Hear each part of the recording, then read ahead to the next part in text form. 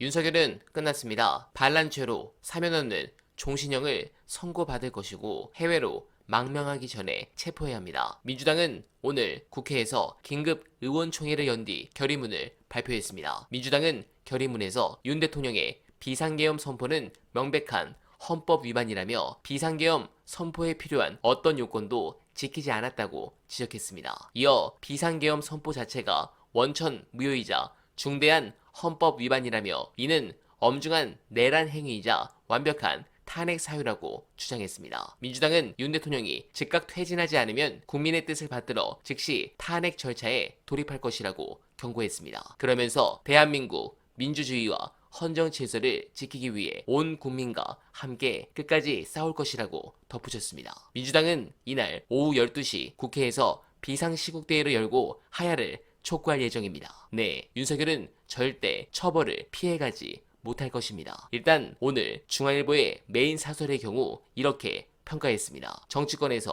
윤 대통령의 판단력을 의심하는 목소리가 나온다. 사고가 정상적이지 않다는 것이라고 비판하며 이번 계엄 소동으로 윤 대통령은 대통령직을 유지할 수 있을지 의문을 맡게 됐다. 설마 하던 대통령 탄핵 논의가 불가피해졌다고 내다봤습니다. 관련해 중요한 영상 보시고 이어가 보겠습니다. 계엄 해제했는데 또 해? 그러면 또 하고 그 다음엔 바로 체포 들어가는 거야. 그런 말씀을 드리고요. 그리고 오늘 이제 전국 상황을 보면 이준석 의원 늦게 오는 바람에 오늘 이제 안에 못 들어갔는데 네. 개혁신당까지 포함해가지고 야당들 다 들어갔습니다. 네. 그리고 여당 국회의원들도 아까 말씀드린 것처럼 15명 정도 네, 들어갔고요. 들어갔고 그리고 이제 표결에도 당연히 이제 찬성 표결을 했고 그리고 한동훈 대표도 이제 나중에 들어와서 이재명 대표하고 이제 손 맞잡고 악수하는 장면까지 이제 연출이 됐어요. 이건 무슨 의미냐? 네. 여당으로서의 국민의힘이라는 정당은 이제 끝났다는 겁니다. 저 당은 여당이 아니에요. 이제부터는 이 대한민국이라는 나라에는 여당이 없습니다. 지금은 대통령이 내란수계가 돼버렸기 때문에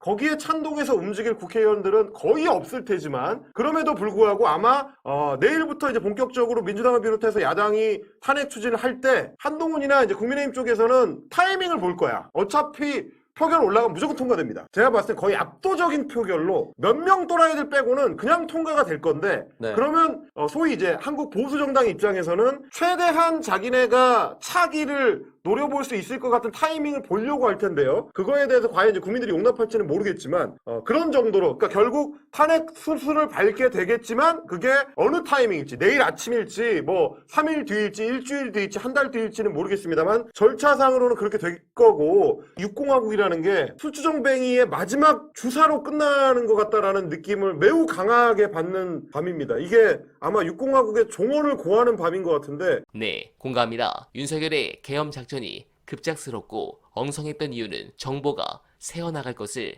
우려했기 때문입니다. 계엄을 하고는 싶은데 들킬까봐 준비를 제대로 못하고 쫓기듯이 계엄을 선포해서 결과론적으로 망한 것입니다. 그렇다면 왜 이런 짓을 했을까? 혹시 명태균의 황금폰을 민주당이 입수한 것인가? 그것도 아니면 최근 조중동이 이창용을 밀고 윤석열을 끌어내리려는 플랜을 기획하고 있다는 썰이 돌았는데 그게 단순한 썰이 아니었나 별 생각이 다 들었지만 확실한 것은 이제 윤석열은 끝났다입니다. 국민적 저항을 어떻게 견딜 것인가 그것도 문제지만 당장 눈앞에 다가온 김건희 특검의 경우 8표가 문제가 아닌 것 같습니다. 당장 오늘 국민의힘 내부에서도 윤석열 탈당 소리가 나올 것 같습니다. 그리고 탄핵 소추 역시 200석이 넘을 것 같습니다. 네, 오늘 많은 일들이 있을 것 같은데 제대로 보고 드릴 것을 약속드리며 어날바는 오늘도 최선을 다하겠습니다. 여러분 고맙습니다.